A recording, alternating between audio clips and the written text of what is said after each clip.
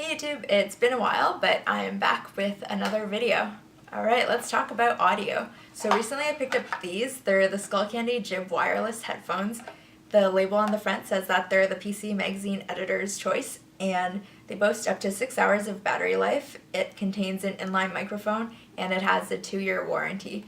So looking at the packaging from the various angles, it says on the back that they're Bluetooth wireless headphones, there's a noise isolating fit, and it also has call and track control. So let's open up the package.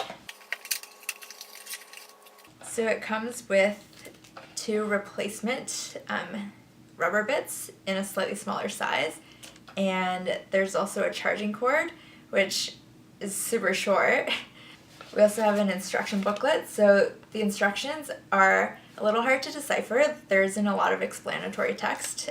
They have a few diagrams and just some very brief descriptor words, so you kind of have to figure out how to work this thing on your own. Of course, we also have the headphones themselves, so that's about how long it is. This is the battery pack in the middle. It has the Skullcandy logo on it, and you plug in the charger from the side here when you need to recharge it.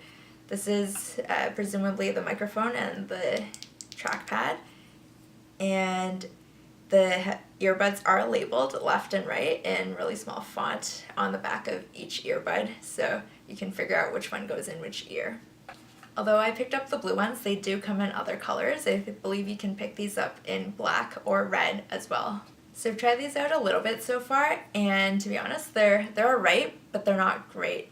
It's kind of a situation of you get what you pay for, so the sound quality is passable. It's not brilliant, but for the price point, it's to be expected. I did notice that there's a bit of feedback noise with these headphones, so sometimes when you turn off the music, in the silence, you could hear a bit of that kind of feedback, but it dies off after a couple seconds, so it's not too bad. Another thing to keep in mind is that the battery pack is on the slightly larger side, so comparing it to the size of the trackpad, and when you have it bouncing on the back of your neck, or if it's hanging around the front, it's not the most comfortable situation. So if you're hoping to use these for athletics or for working out, that's just something to keep in mind. Something that's not the clearest from the instructions is pairing the device. So under pairing mode, it actually says pair new device * off mode, which you're kind of like, what? What does that even mean? But basically, if you hold down the circular button on the trackpad for about 3 seconds, that'll either turn it on or off depending on what mode it was in before. And then if you hold it down for 5 seconds, that's how you trigger pairing mode. So on the whole, these are alright earphones. If you spot them at a fair price or on sale, by all means go ahead and pick up a pair. They're pretty useful, especially with the new iPhones where you can't connect using regular headphone jacks anymore, so having the wireless functionality is really great for situations like that.